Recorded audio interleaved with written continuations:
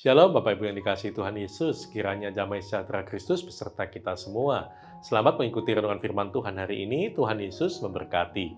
Renungan hari ini berjudul Bahaya Uang. Bacaan kita terambil dari Pengkhotbah pasal 5 ayat 9 sampai 10. Demikian firman Tuhan. Siapa mencintai uang tidak akan puas dengan uang, dan siapa mencintai kekayaan tidak akan puas dengan penghasilannya. Ini pun sia-sia. Dengan bertambahnya harta, bertambah pula orang-orang yang menghabiskannya. Dan apakah keuntungan pemiliknya selain daripada melihatnya? Bapak, Ibu, dan saudara sekalian, fakta sederhana yang tidak bisa disangkal adalah bahwa segala segi aspek dalam kehidupan di dunia ini memang membutuhkan uang.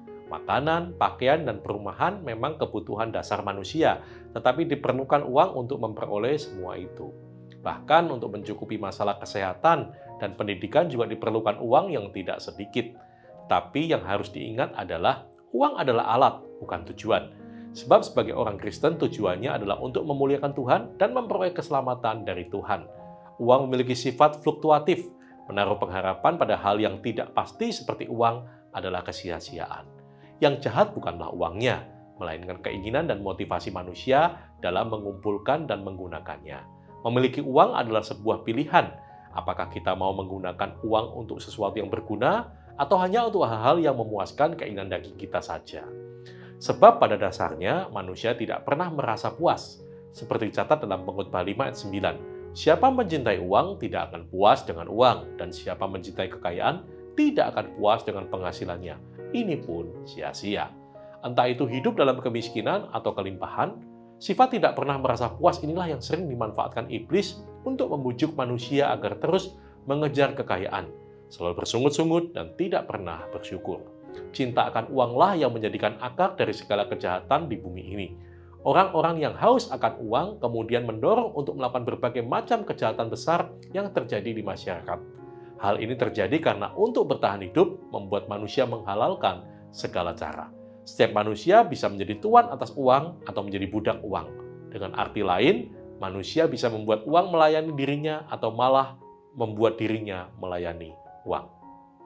Bahaya uang dapat membuat manusia menjadi budak uang yang menjadikan mamon atau uang sebagai tuan atas hidupnya. Uang sangat berpotensi untuk membuka pintu bagi mamon, roh jahat yang berasal dari setan, untuk mempengaruhi cara orang Kristen dalam mengelola keuangan atau kekayaannya yang telah Tuhan percayakan baginya.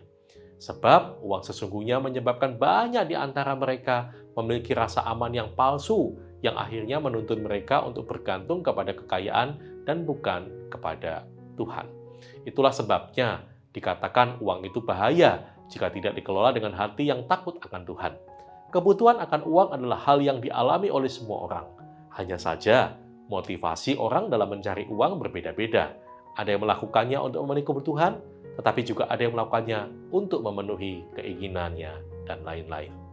Melalui itu semua bisa kemungkinan menyebabkan orang bersifat materialisme, tidak menutup kemungkinan terjadi kepada orang Kristen. Akibatnya, sifat tersebut mengabaikan kuasa Tuhan dan lebih mengandalkan diri sendiri. Orang Kristen sebenarnya hidup dan bergerak dalam dua ruang lingkup manusiawi dan ruang lingkup ilahi, yang kelihatan dan yang tidak kelihatan. Secara fisik berada di dunia dalam tubuh jasmani, tetapi secara rohani hidup di dalam Kristus yang membuat kita bisa memuliakan Allah melalui kehidupan kita.